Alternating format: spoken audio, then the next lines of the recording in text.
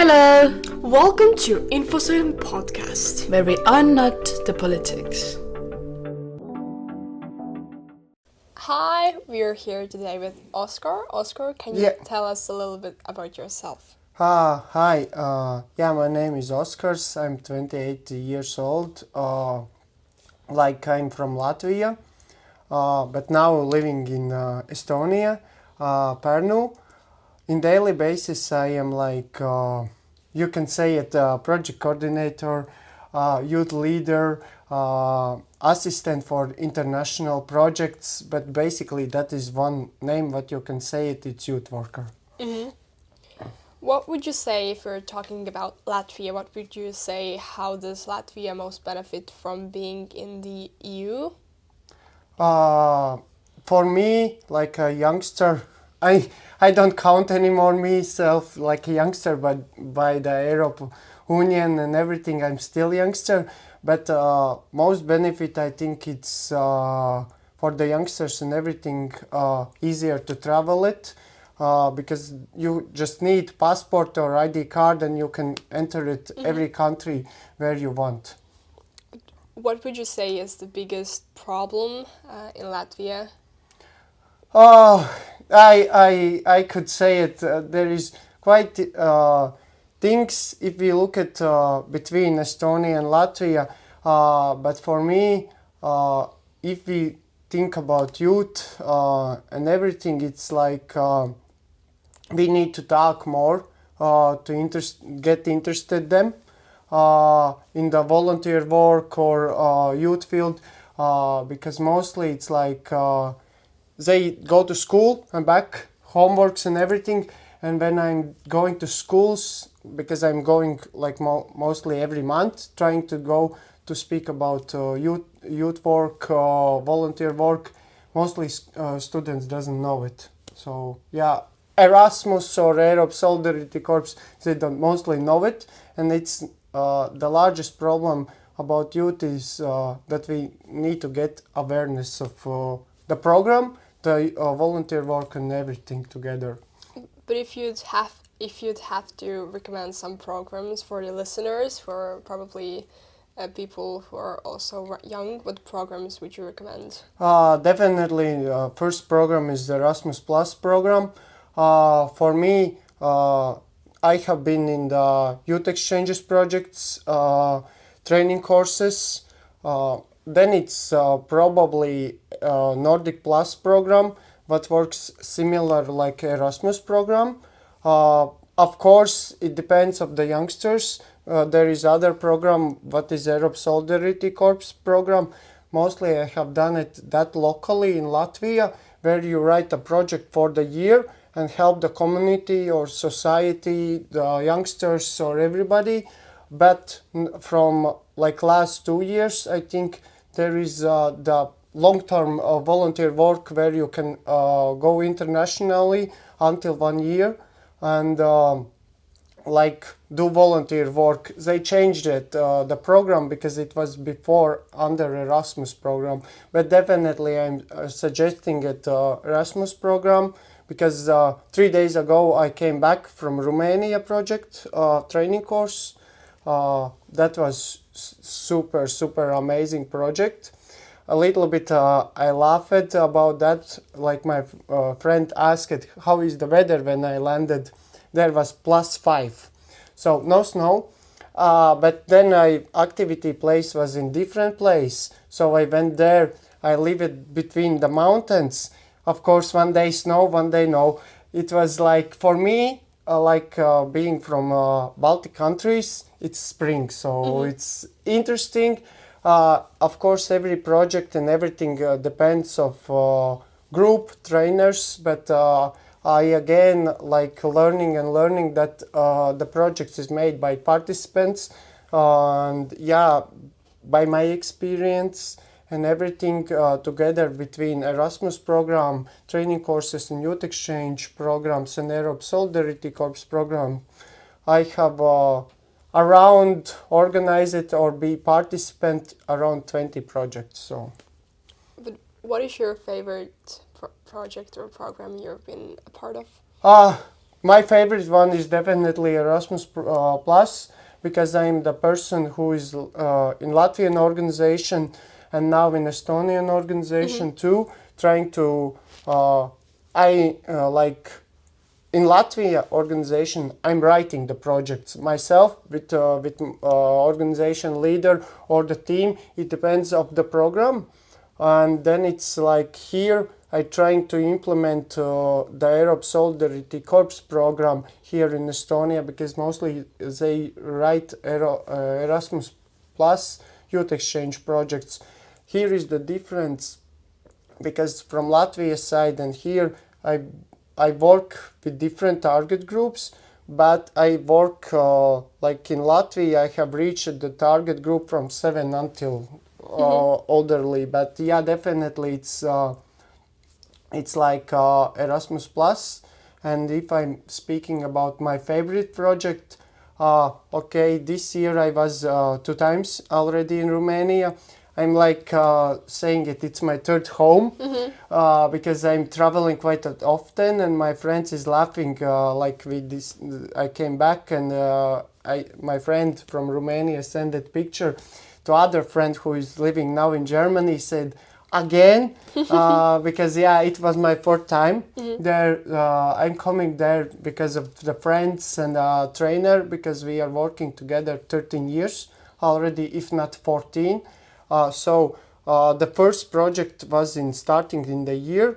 That was so good project. Like everybody was so like amazed of the program, the participants, what we gained, the results of the project. And then like we like put the project in the first place by like all standards and everything, because I have worked and seen it, how the trainer and coordinator of the project is like acting with the groups and everything during the all 13 or 14 years.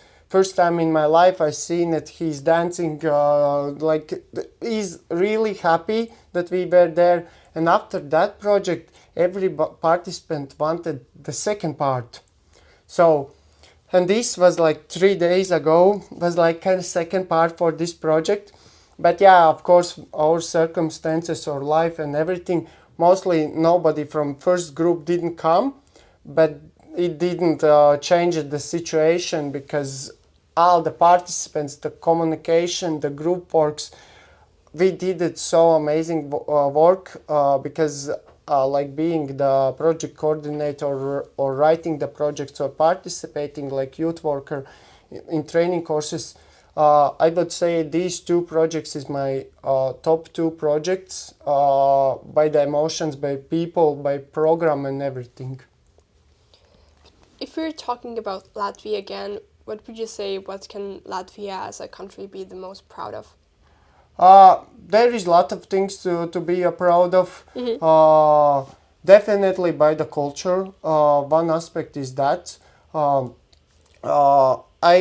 don't know how much is happening like midsummer celebration in Estonia, because I haven't participated so much, because I'm living in January will be 1 year when I'm living. So midsummer, I don't know how it is, but culture is one of the top aspects what I can say it is the proud of, because by Latvian organization works in three fields. It's volunteer work, inclusion, and intercultural learning. So basically, we work with migrants, refugees.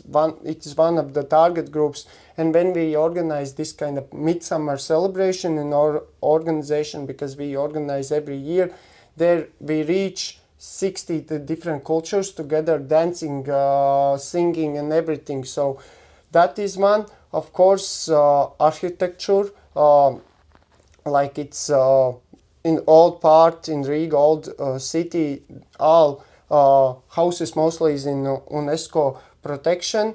It's very beautiful. I could say it, if you come to Latvia or everything, everybody is kind of scared of the winter, don't be scared. Of course, we can reach at minus 25 sometimes and large snow. But if you want to see it like Latvia in all shapes or all beauty, you can come every season, because in every season there is different cities. But I could suggest it to visit it, because that is touristical attraction. So. But if there was a person wanting to move to Latvia, what are like the three most important things that they should think about before moving to Latvia? That depends of from which country they are coming. Because looking at me, for me to coming here to Estonia from Latvia, it's very easy, because we are like neighbors, and circumstances or the documents or everything what you needed, it's easier to get it. But like if it's coming from Turkey or somewhere else, it's harder. Of course, one of the bases, you need to get all documents, the apartment. Then you have to kind of, by the Latvian rules or government rules, you have to be willingly, or how to say it, you have to show the interest that you want to learn it Latvian language, because with Latvian language it's very hard. Of course, we are international country and everything, English everywhere, of course Russian, but you have to show it the interest to learn it Latvian language. Plus, if somebody comes, I have worked in organization who is like helping with migrants and refugees with jurists or documents, everything. I know the contacts because it was my old working place too. So we cooperate with the organizations, and for newcomers who needs help or something, they can contact me, or I can give the contacts, and they can ask the correct people how to resolve them and everything. Would you say that the spread of misinformation is a big problem in Latvia? Can you repeat that question? Would you say that the spread of misinformation is a big problem in Latvia? For me, I would say it yes. That's why I'm kind of the person who is like, of course I'm in social media, Facebook, Instagram. I'm mostly using Instagram, but I have to use it Facebook too, because it's organization platform or social medium where we publish everything. And I mostly have learned that when you go to Facebook or everything, I don't read the news so much, because there is so much fake news and everything, and non-correct information, incorrect information. So for me, the best thing is that if you want to ask something important, contact the correct organizations or places, or ask people who kind of know the place. Because if you look at through the news, social medias, there is a lot of things. That's why I kind of the situation that's happening in the world too now, it's hard, but for me the opinion is that I'm about the people, not the political situation, because that is politics, and most important is the people. So yeah. Would you say that it's hard to find a job in Latvia if you don't know Russian or Latvian, or if you just know English? Is it possible? It depends how you want to, where and what you want to do it.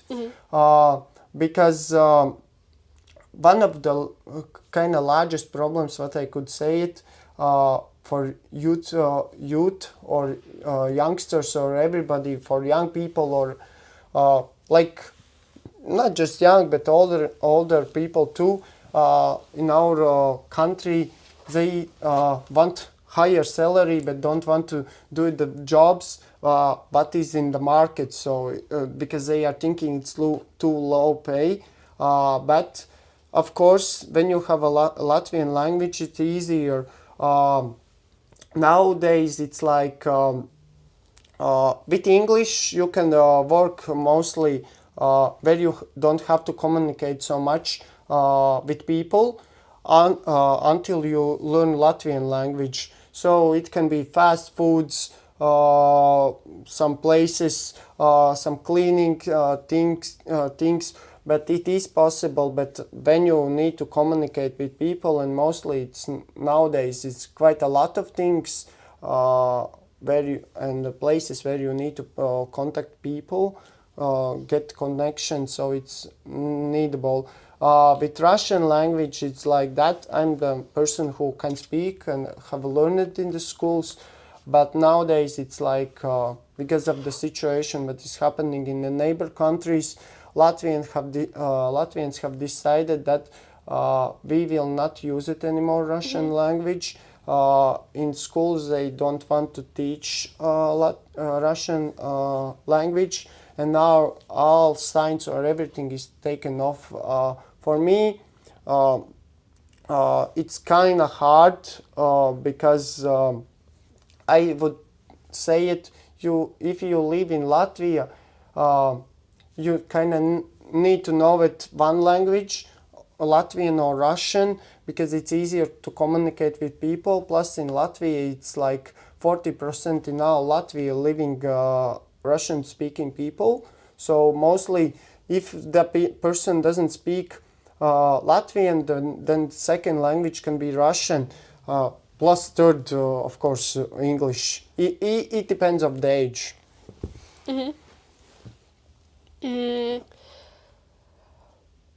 In your opinion, what would you say are the coolest little traditions that Latvia has?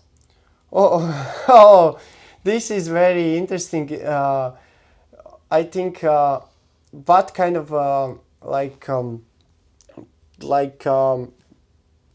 celebrations or everything, it depends of the season.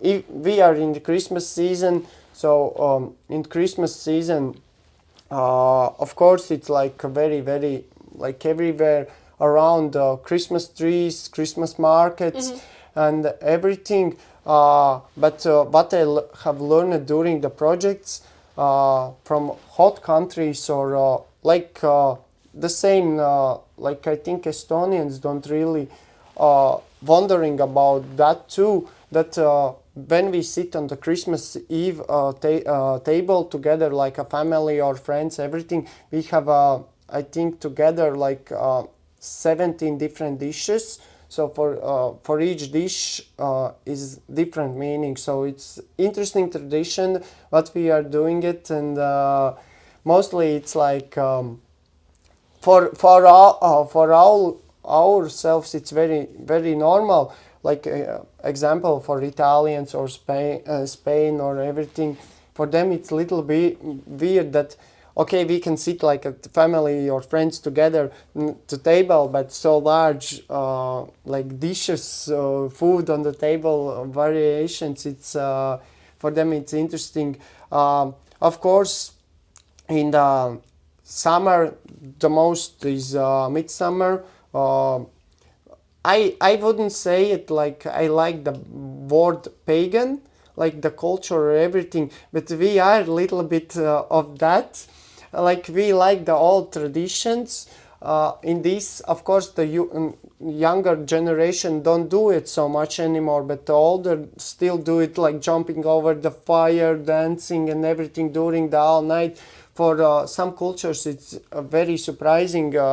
And when I'm like organizing this kind of event, it's very interesting for them, because when they sing together and from Africa, from Syria, everybody singing and dancing at the same traditional songs or dances, it's very interesting to see it, because rarely you can see it so many cultures together to doing that. Then I think in Easter we have of course the Easter Bunny. We like in our organization in this time. We of course coloring the eggs and everything, but we like to going to help society to spread the happiness, and then it's we dress in the Easter bunny or chicken costume and going to social care centers and everything. Then one of I don't know how it's happening in other countries. I don't know if it is. One of our favorite organization traditions is 8th March, what is International Women's Day. We every year buy the flowers or going in the streets making flash mobs or going to social care centers to give the flowers. But it is our inside organization, but still we doing it all country together. So yeah.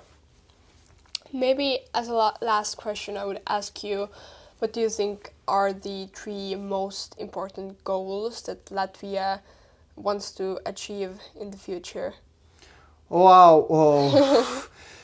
Wow, it's easier to say it about me, not all country, but yeah, if I'm thinking about all country, I think the one of the goals what I would kind of suggest it and would like to that Latvia reaches the inclusion. We need to include all people. We don't need to think it's Russian speaking person, Latvian speaking person, or where people is people, and we need to think it about to how to help them, not